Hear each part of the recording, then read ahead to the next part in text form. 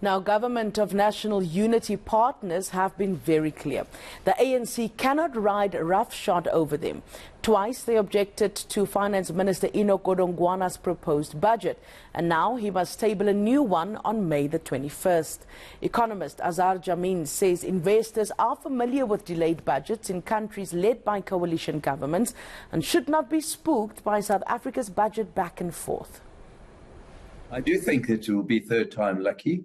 I think that an important message has come across to government, and the Minister of Finance, in announcing the new date for the Budget 3.0, alluded to this, and that is that the ANC is learning how to cope in a coalition government, and the first lesson is that it needs to consult all its coalition partners appropriately. He himself mentioned that.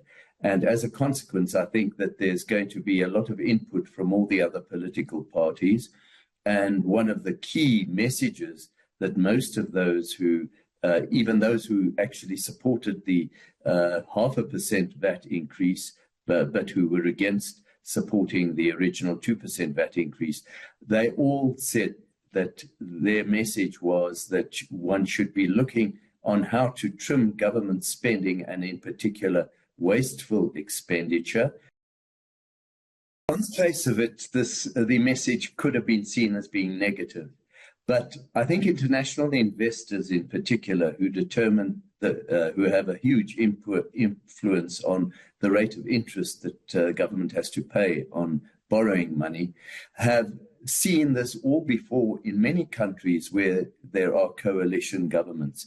We saw an incident in France last year where the French government was unable to pass a budget on a number of occasions because there was a stalemate in terms of the number of votes from different political parties, and no single party was in control. So that is not a new phenomenon for international investors.